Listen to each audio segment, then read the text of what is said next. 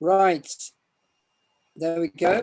So to be about 45 minutes, as John said on the talk, and then about a quarter of an hour questions. So thank you very much. Can I just say to John Langlands first, it's a lovely to have fellowship with John and Margaret again after many years. And there's some people that I know listening in, which I'm very grateful for. So I'm very pleased, for instance, that Laurie Hayes has joined, and also Alistair Noble, whom I've known through the Intelligent Design Centre for Intelligent Design. So I'm very grateful for to have fellowship with these and many others again. Some of you know I've not been well, but I've been very encouraged in recent days that the Lord has given me a lot of strength, no doubt through the prayers of many. And I'm just seeking to follow him day by day in whatever he unfolds for me to do. And we're living in very strange days. I'm doing quite a lot on Zoom, but I did my first face-to-face meeting yesterday, which I hadn't done for a while. So things are beginning to look up on those scores. I want to talk to you about 4 ways in which really this question can be addressed. Has science killed God? Science itself, we need to define it carefully. And then the issue of rationality, ethics, and meaning. And so I'm speaking in fairly general terms. I'll only be very specific in 1 or 2 areas, more on the science than the other things that I've mentioned here. But I hope that you'll get the general idea, even if you're not a scientist. I'm trying to keep you all with me. So first of all, let's look at the science, and we'll just consider 1 or 2 aspects of the science together. And in particular, I want to define the science carefully, because so many people misunderstand what science is. They also misunderstand who is God. And then I want to consider, having got those definitions that I'm considering, I'll just consider 1 or 2 famous scientists and then some examples of the science. So I'll spend a fair amount of time on the science, then we'll move into the other issues that I mentioned tonight. So what is science? Well, science has to be testable. And that is a very important point. You cannot make statements about science unless you are able to go to the laboratory and test things out. And most importantly, science can only operate in the physical world. Very interestingly, this is another talk, which I'm not going to try and do now, but I'll just make a statement just to whet your appetite. I do another talk on how science arose out of the Reformation, which, as you know, basically removed the Roman Catholic Church from its pinnacle of power in the days of the 1500s. And this issue of authority is a very important one, because then that freed people to think carefully. Isaac Newton, Kepler, many other great scientists, which I'll refer to.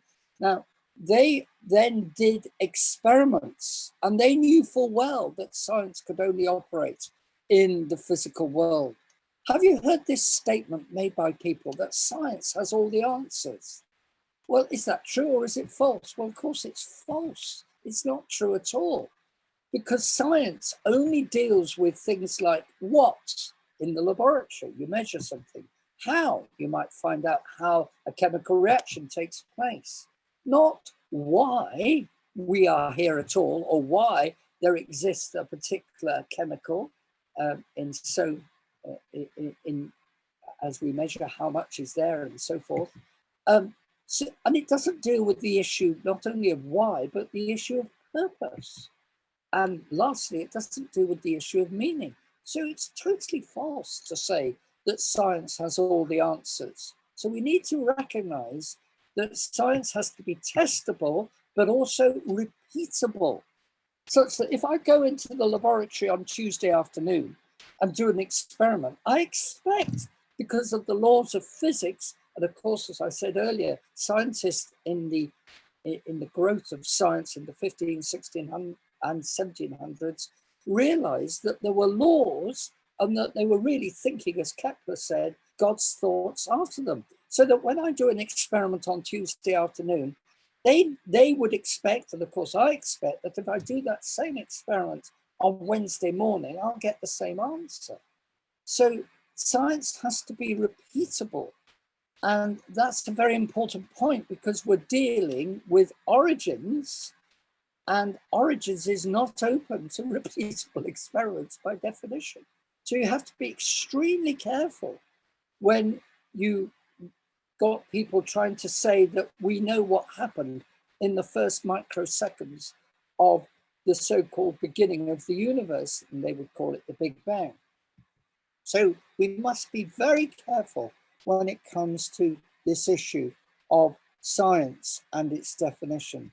Famous scientists, of course, that we could think of, which I've mentioned. Well, let me just consider for a moment this statement. Oh, these scientists today don't believe in God. Well, let's consider some. Is this true? That statement in red at the top. Do scientists don't believe in God? Is that actually a true statement? No, it's false again. Think of Newton, think of Edward Boyle, and think of Michael Faraday, think of Johann Kepler, James Clerk Maxwell from Scotland. And here we are speaking to mainly folk in Scotland. You know full well that James Clerk Maxwell was probably one of the greatest scientists ever. Even Einstein looked up to Maxwell, and he predicted the speed of light because he understood the mathematical equations which governed the way electromagnetic radiation worked. And he made this incredible discovery about what the speed of light should be, and then it was found to be very close to what he actually worked out. Lord Kelvin, who's much in the area that I've studied, thermodynamics, Louis Pasteur from France, and we could go on. We could talk about scientists today. My colleague Steve Taylor from Liverpool University. Most of you have heard of the brilliant Stuart Burgess, whose talk I heard yesterday again on the wonder of the human nervous system. What a brilliant man he is. And he's got his bikes, which are being used, not his bikes, but he's done some brilliant work on the Olympic bikes for the UK. And I think they're going to be put to the test again for the Olympics in Japan this year. And he's done many other brilliant inventions. He really is extremely clever. And he would believe very much in God. Professor Colin Garner, who's in my area of thermodynamics from Loughborough, Professor John Lennox, most of you have heard of him. He's written many books on this whole area of science and the Bible. And David Galloway, we were discussing him earlier. He was the past president of the Royal College of Surgeons in Glasgow, and has a very eminent career in medicine. And by the way, while I'm on David Galloway, Truth in Science produced this transgender DVD, which is available from Truth in Science, and David Galloway has done a very brilliant contribution there. He's written books as well, which we were discussing earlier. So the point here is that there are people today who very much subscribe to the position that there is a God and that we can know him. James Clerk Maxwell was very much of that view. Michael Faraday was very much of that view and spoke quite unashamedly of his belief in God. Although Newton was not Trinitarian, and I won't therefore put him quite in the same category, he nevertheless did believe in God. And even though he didn't believe in the Christian God, Einstein had a respect for the belief in God. So we could go on that it's clear nonsense to say that scientists do not believe in God. Now, we need to define our terms concerning God himself. I'm not referring to some sort of a Spinoza type force, which Einstein would have believed was governing the transcendent realm. He didn't believe in the Christian God. I'm defining here that the God that I'm considering tonight is, if he exists, that he is in a realm which is transcendent, but also that he is all powerful. And this was the bit that, of course, Einstein would have rejected. He is all powerful and able to interact with the physical world. In other words, he is able to make the initiative to actually speak to this world. So we're considering, not proving, and we can't do that, but we're considering, is it plausible that there is such a God? I'm going to say very much that it is not just plausible, but that God has spoken to us. If you're not clear on these issues tonight, I'm really particularly speaking to you. Obviously, I've got Christians in the main listening to us this evening, but the talk is geared more to the person who is completely skeptical about these matters, but is willing to consider the matter of Christ and whether he really is relevant in a scientific age. Some examples of the science. My own work has been, as some of you know, not just on this matter, but in the latter years, I've looked at biomimetics, which is studying nature with a view to using it in engineering. And some of you may be aware that there is this little beetle, which I studied along with a biologist, Tom Eisner, from New York State, where he was working at Cornell University for many years. And I owe much to him. He sadly has died now, but he did a lot of the early work in understanding this beetle. This is one of the films he made. Few creatures will risk annoying a bombardier beetle. It mixes a cocktail of deadly chemicals in a special chamber. They react and explode at boiling point from its rear end in an awesome chemical weapon. Well, that's what the beetle does, but what I want to just briefly and only briefly say is the work that we've done. We've actually copied the inlet and the outlet valves that between Tom Eisner and myself, we discovered. He was aware of the inlet valve, but what was quite extraordinary was the discovery that there was an outlet valve and that these valves were being controlled by the beetle, and that this could give us an idea of something we could do to actually copy this principle for a spray system, which we are hoping to use for a fire extinguisher, has already been used for fuel injectors and patented. This is some of the early prototypes that we made and produced. So it has applications to all sorts of things, even medical sprays as well. And we're really very pleased with the way that it's come on. But I'm looking for other partners to actually pick up this work. And I have some work with a university in America, which is applying for finance to try and do fire extinguisher work. So that's a little bit about my work, but let me now just move this further on and, whoops, there we go. I want to now just, whoops, sorry, I just missed something. Sorry, I just made a mistake there on the computer.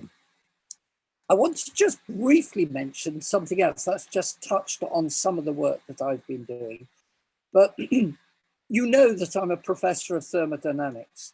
So you say, well, surely that's something that nobody can understand. Well, actually, it's not as difficult as you might think. I'm going to try and make just one little point, which I think is accessible to most of you.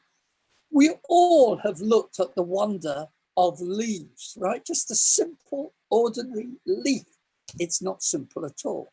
Did you know that leaves are absolutely essential for making plant life be what it is today, and very beautiful, of course, as we go around in these beautiful summer days, long days in Scotland, fairly long days here, and we see all the beauty of nature. I'm just briefly going to talk to you about photosynthesis. You realize that in order to produce oxygen, which is a byproduct, which we benefit from when you've got plants indoors, but more particularly to produce sugar that the plant needs for energy, there needs to be, I'll just use a phrase here, I hope most of you will understand it, you need a catalytic reaction. You need the catalyst of chlorophyll, which is what makes the leaf green, and to make this reaction work, which is carbon dioxide and water with the radiant energy from the sun to produce sugar and oxygen. So basically, energy plus, I've used the word machine, I don't mean nuts and bolts, I mean here the chemical energy system of the chlorophyll and the receiving of the sun's energy does something really remarkable. It actually enables energy to go down a very specific pathway, I won't go into detail, which produces the sugar which the plant needs. Energy on its own would never do that. On one occasion of an interchange between myself and Richard Dawkins, he said, oh, there's loads of energy out there to produce all the machinery of life. But he was quite wrong, because the energy on its own does not lead to the principle of photosynthesis, for example, or many of the other things that are found in nature. We call this principle irreducible complexity. There is things in nature which cannot arise just by chance mechanisms and just blasting a whole hump of stuff with energy. You've got to have information there in order to do it. Another example is the molecular machines that we find right down at the molecular level. There is a machine called the ATP synthase motor, which produces energy called ATP, without which the DNA, which we've got in every single cell of our bodies and in every single cell of living plants, would never work. You've got to have these amazing molecular machines. It's actually an electrostatic motor, and frankly defies an explanation other than by design, which is one of the most important findings in the last 20, 30 years in biochemistry. So it's another example of irreducible complexity. Let me give you one last example, which I find fascinating. I love locomotion. I love seeing the building of great big machines in the past, like these locomotives. I love looking at the way, people are building rockets, which can then be reusable and be brought back again to Earth. That's recently happened with Elon Musk and many other people doing that. And of course, I remember when we first went to the moon and the Saturn V rockets were taking off into space from Cape Canaveral. I love all the engineering involved. Now, back to the locomotion. You've probably, and you'll laugh at this, some of you have seen the Wallace and Gromit film, The Wrong Trousers. I'll just play you a clip of it because it's relevant to what I'm going to say about a biochemical machine called kinesin, right? And in this clip of Wallace and Gromit, you've got this ridiculous situation of Gromit actually building the railway as he goes along.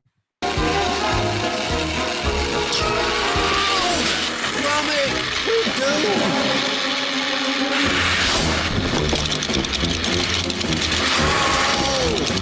Oh, mind the table, Gromit.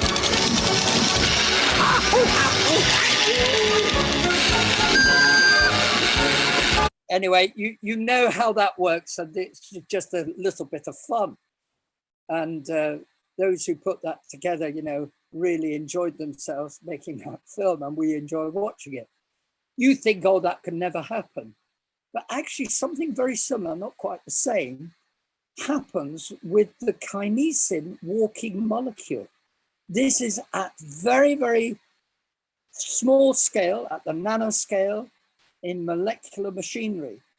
Let me play this clip to you and you'll see that a track is built even as the kinesin is walking down the track. Let the little film that I'm going to play to you now show this. Meet the kinesin. Masterpieces of microengineering, kinesins are miniature motorized machines that carry cargo from one part of the cell to another, walking along self-assembling highways called microtubules. Known as the workhorses of the cell, kinesins have 2 feet, or globular heads, that literally walk 1 foot over another along the microtubule, pulling their cargo to its destination. Each foot possesses 2 special locations called binding sites that interact with other molecules. One site attaches to the microtubule and the other binds with ATP, the energy molecule of the cell. When one foot binds with ATP and uses its energy, the foot flips over, resulting in the walking motion. Each foot has a short neck, which is connected to a strand of a long coiled stalk. At the end of the stalk is a fan-shaped tail, which holds tightly to the cargo being transported. I find that utterly amazing, and I think most people who are not prejudiced would accept that all the engineering is telling you that there is an engineer who made this work the way that it does.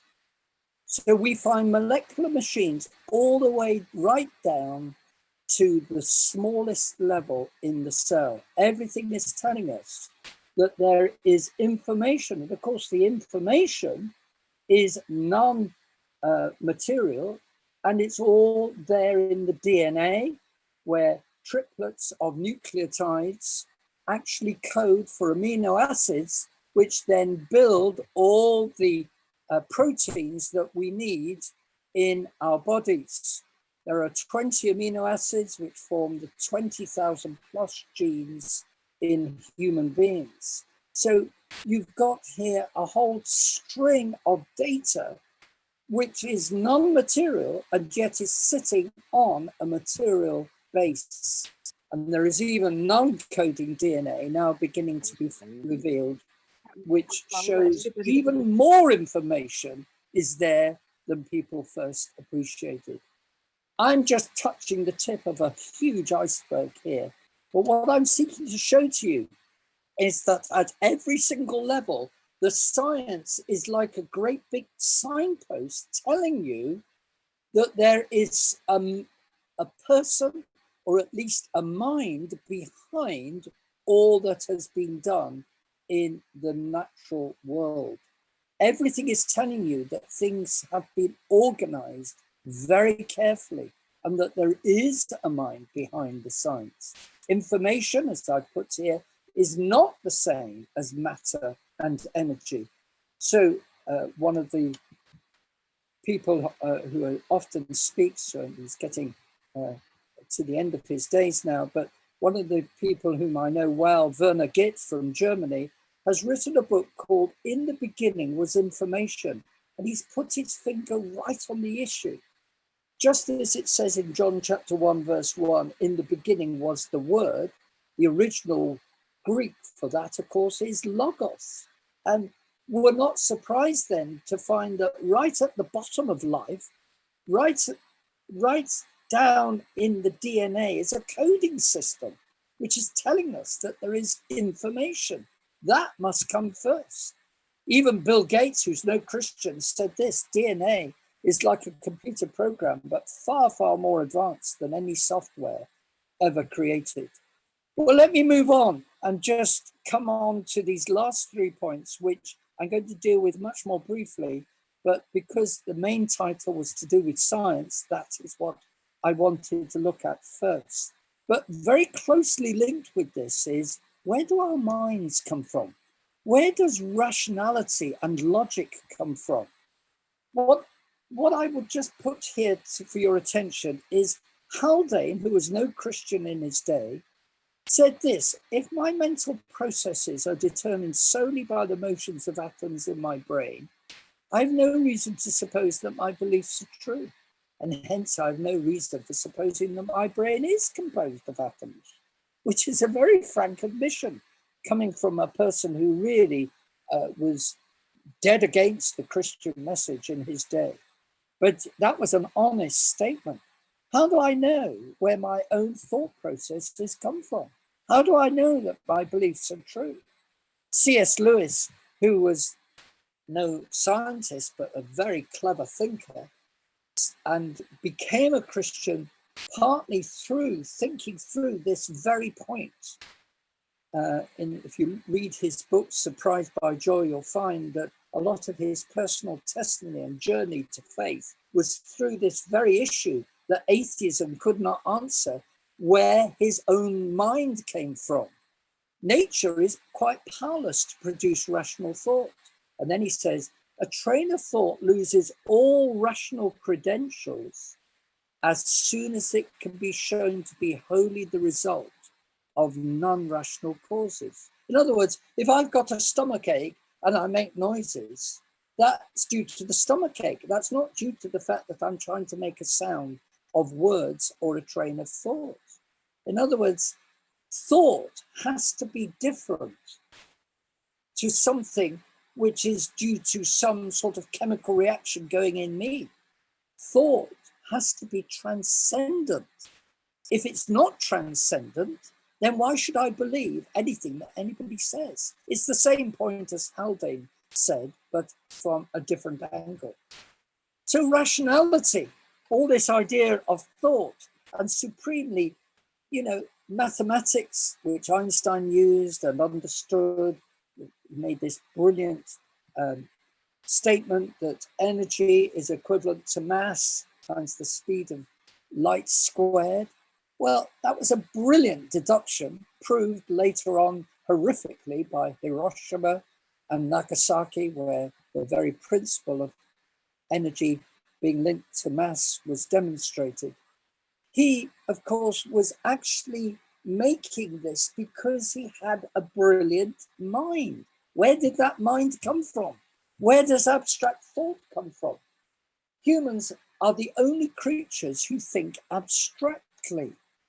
Now, there are many other things which you could say might mitigate against that statement that I've made. Some people might say, well, animals can think. Well, can they? They can be trained, yes. Dolphins can be trained in the sea. Very intelligent creatures. Thinking of dogs, you might teach them to stay. And they understand that stay means stay where you are. And, it will perform the behavior because it gets a reward. But he doesn't know what you mean when you say, let's stay a bit longer at the beach, because he doesn't understand the context of the word stay. His whole behavior is not to do with learning a language, it's to do with training of a behavior which gets some sort of reward. So that's not the same. We are very, very different. A dog can't be trained to read a book because it has no means of understanding language in the way that we do. We are made in the image of God. So with a materialist, a person who believes that all that exists is matter and energy, the idea of thought has no meaning because particles or molecules don't think. The philosophy of materialism, which says that matter and energy is all that there is like a man sitting on the branch of a tree on the wrong side and cutting that branch away. So inevitably, of course, he falls. So the philosophy of materialism actually undermines the basis of all materialism. And this is something that the philosophers have well known about for centuries. So the atheist is in an impossible position because he cannot even understand where his own mind comes from. The naturalists, back to Lewis here, have been engaged in thinking about nature. They have not attended to the fact that they were thinking. The moment one attends to this, it is obvious that one's own thinking cannot be merely a natural event. Something other than nature exists. Lewis is absolutely spot on this point. And there's many others like him who've realized that, in all honesty, you cannot maintain this position. Thomas Nagel, I will quote in a moment, makes similar statements as an atheist, but he's honest about his atheism not having a proper base. So when Richard Dawkins says the universe we observe has precisely the properties we should expect if there is at bottom no design, no purpose, no evil, no good, nothing but blind, pitiless indifference, he's in a real bind because he cannot explain where his own mind comes from. In a reported communication to a friend who met him in Oxford High Street, the friend was doing an open air meeting and he happened to bump into Professor Dawkins. There was a heated exchange between my friend and Professor Dawkins, which towards the end, Richard Dawkins exclaimed, "My brain is just a lump of meat." Well, if his brain is just a lump of meat, why should we believe anything he says? Do you see the point? So let me now come on to this issue of morality, which is a very important issue, because we've got to have a yardstick to know what is right and wrong. I mentioned that Thomas Nagel has a sort of honesty in his books. He's written a later book than this one, Mind and Cosmos, which I'd recommend that you all read, particularly anybody here who is not a Christian but wants to see where atheism leads. Nagel is honest about his atheism. I'm not saying he's totally honest, because I believe he should recognize that this means that he needs to give up his atheism. But this is what he says here. I want atheism to be true, and I'm made uneasy by the fact that some of the most intelligent and well-informed people I know are religious believers. And then he goes on to say, I hope there is no God, but I can't dismiss it because of what I know about other people believing in God. I don't want there to be a God. I don't want the universe to be like that. Now he's getting to the real issue. Is to do with his desires. Aldous Huxley, a well-known atheist much earlier than him, and of course decades before, basically said, we want sexual freedom. And he, in a sense, was being honest in his day, that he wanted to throw overboard any idea of a final authority. Did you know that the US, I'm dealing, of course, now with abortion, has aborted the population of the UK since 1973. And in the UK, or at least in England and Wales, the number of abortions in 2019 was over 200,000, and it's even more than that in 2020. Even in the time of COVID, which we were going through, we were aborting far more lives than were dying even of COVID. And even in normal times, that the death rate due to abortion is roughly comparable to that of heart disease and cancer added together. It's a terrible thing. Now, how do we then know what's right and wrong? I would suggest to you that the increasing pushing of God to the boundaries, the increasing view of saying, well, there is no God that we're answerable to, is also linked with this terrible rise in abortion. This is just one of the evils. It's not the only one. We could think of all the other things going on today, the justification of transgenderism and all the other terrible things which are beginning to take place in a country, your country in Scotland, in my country in England. Laws are being passed. But let's just consider this issue of abortion a bit more. I would suggest to you that we are no different to the Canaanites with their child sacrifice to Moloch, and that the Lord judged in the Israelite conquest under Joshua in those days. You might find that a bit shocking, but I believe that in principle, that's what we're doing. Those lives in the womb that we are slaughtering we have no right to do. They are made in the image of God.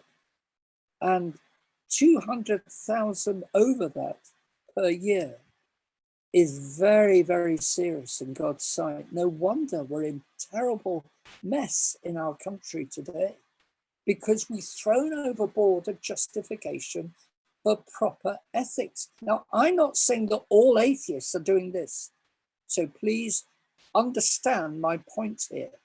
Many atheists would not justify abortion. Many humanists would immediately say, oh, no, that's wrong. Well, the point is, if they are saying that, on what basis are they saying that? I would say that they are actually pinching some of the ethics from the Christian thoughts and mindset to justify such a position. However, it's very true also that many humanists would justify abortion, particularly when it comes to defects or so-called defects. Did you know that Iceland has virtually eradicated Down syndrome? Well, of course, they've done it just by getting rid of them, by aborting them. Now, is that right? I would say that you cannot justify this, because all are made in God's sight. Some people are aborted, or some young ones are aborted simply because they have a cleft palate. That is the height of evil, to say that the baby that is being examined in the womb we shouldn't carry on with the birth because we want a perfect baby. How do you define perfect?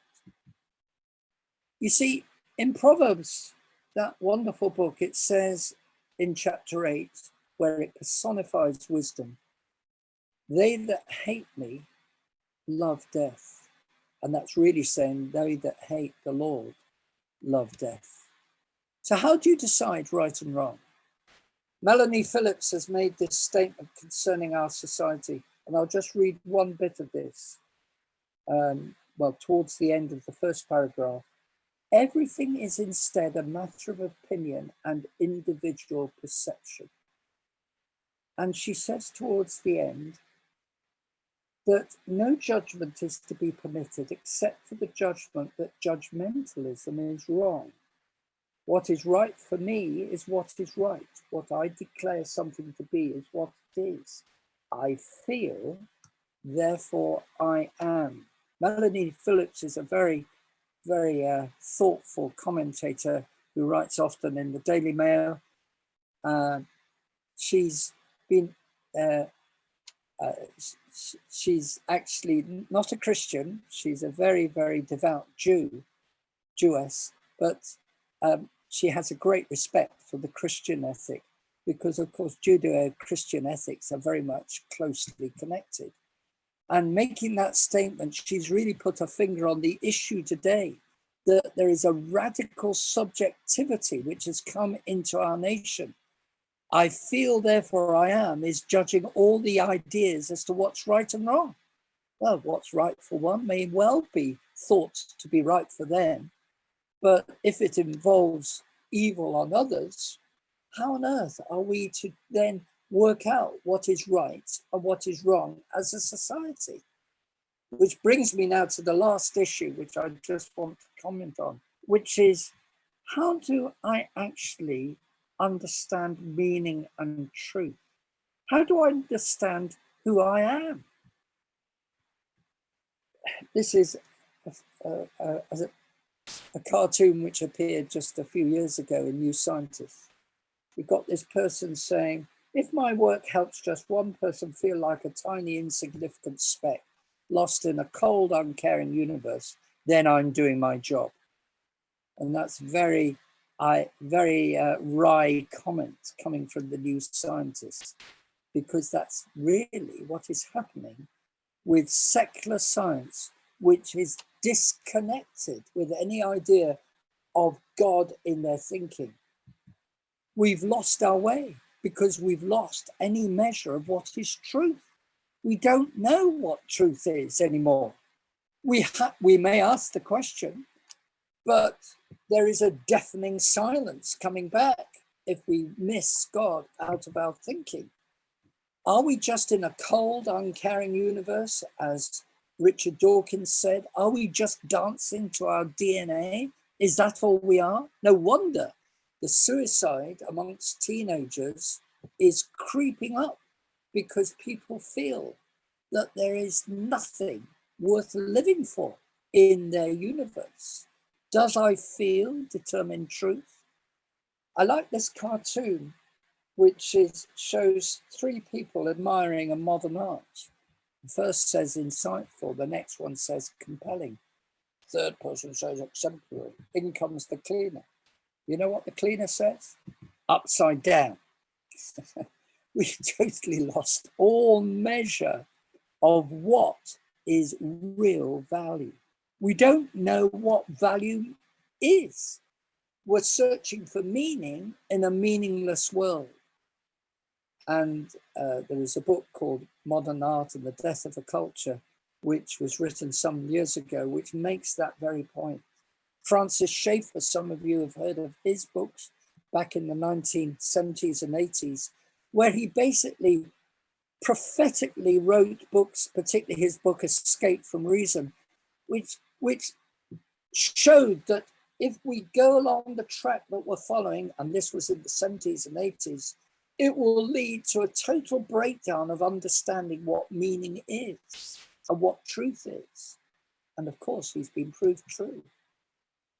This painting by Picasso, which I don't usually appreciate Picasso, but this particular picture really is very good, because, not that I'm a judge of art, but this one I did appreciate because it shows the crying woman and it typifies what's happened to our society. We've lost all understanding of what is meaning in a meaningless world. This is a bit horrific, but again, it's from the book Modern Art and the Death of a Culture by Hans Rootmacher. And it simply is called, it's a picture simply called Head 6 by not the Francis Bacon from centuries ago, but an Irish painter who wrote against this picture. Man now realizes that he is an accident, that he is a completely futile being. Now, I don't agree with Francis Bacon's way of looking at life, but clearly I agree that if you leave God out of your thinking, this horrific picture typifies where we are going as a society. It's the inevitability of leaving God out of our thinking. Let me ask the question, not only what is truth, but what is beauty? How do I appreciate the beauty of an autumnal day? Maybe out in our wonderful countryside or in other lands like Canada, where we have one person listening tonight. Where does beauty fit in? Atheism has no answers. It cannot even pose the meaningful questions. Its meaning has no meaning in atheism. Atheism has no way to even ask the question, what is meaning? Because who am I doesn't mean anything. You can't address the question because you're not allowed within atheism to really ask that question. So do you see that atheism from all angles doesn't make sense? It simply says there's a cold, unfeeling universe and there is simply blind, pitiless indifference. Well, as I close, there was a famous dialogue that you will find in John's Gospel where Pilate asks a question from the greatest man who ever lived, who was on trial on trumped up charges, and Pilate knew it. And he said, what is truth? When Jesus had referred to truth. And in fact, truth was right in front of him. They wanted to crucify him, the mob, which was roused by the Jews. They wanted to put him on a cross. But Pilate knew he was innocent, but he had to give way to the mob. And you know what happened? Jesus Christ was crucified on the cross. You might have thought that Pilate was in control that day, but actually the one who was in control was the one with the crown of thorns, who had been whipped earlier and who was totally mocked by both Herod and Ananias and Caiaphas, the high priests that year. And even Pilate, though he knew full well that Christ was innocent, could not get round what was being done and the manipulation that was going on. He thought that he was in control, but Jesus Christ told him clearly that he could only have the power that was given to him by God. In fact, truth was not only personal in that Jesus Christ, who had earlier said, I am the way, the truth, and the life, was standing in front of him. But actually, truth is absolute as well, and it's personified in Christ, who is in control of all things as the Son of God. Now, you might find that difficult to believe, but when you actually consider what happened when Jesus Christ went to the cross and then rose again, at least that's the claim, and I think the ample evidence in the Gospels is that he really did rise from the dead, then I would suggest to you that the real answer is that atheism cannot deal with the issue, even of the science, and I've talked also of rationality, and I've talked of morality, and I've talked basically about identity. So it's forcing you, if you're honest, to consider the person of Christ. Why the Bible and Christianity? Why not go to Islam and other religions? Because the Bible, I'm saying, is right where it touches on science, mind, meaning, and truth.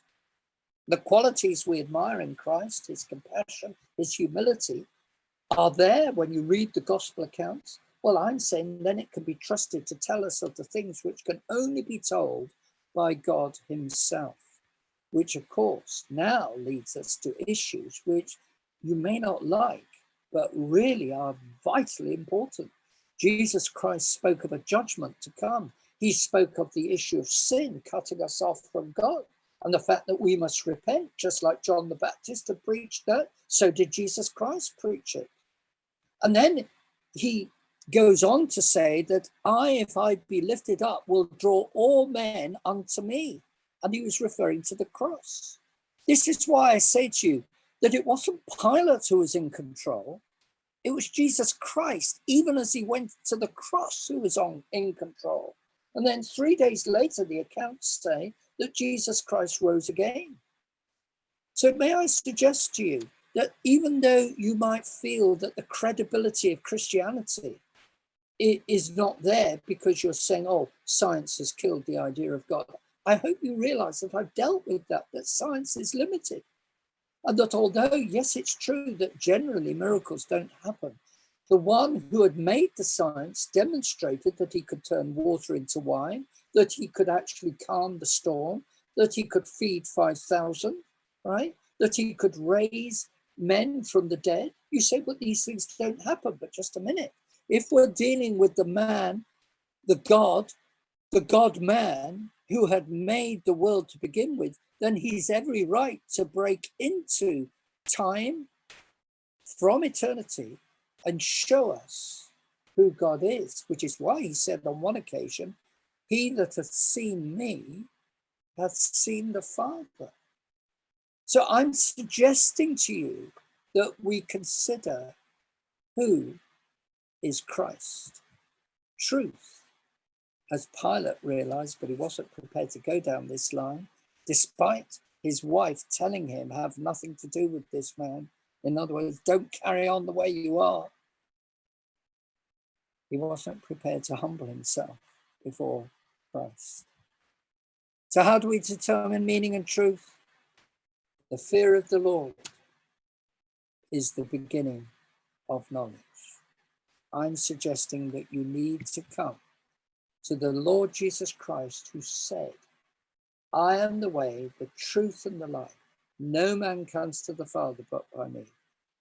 The Bible says that he dealt with my sin on the cross, that he was punished in my place. Sin matters. The judgment that God will bring upon all matters.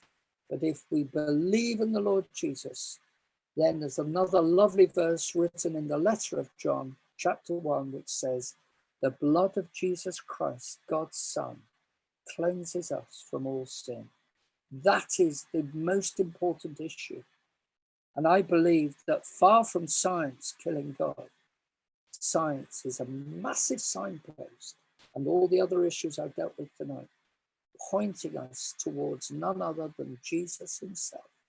Come to him. He bled and died that you might be forgiven. Why don't you just take a copy that John can send you, John Langlands can send you, of John's Gospel, and read it slowly and thoughtfully. It'll just take you an evening to read. And I think you will find what I'm saying makes sense. May God bless you all as you consider Christ tonight. Thank you.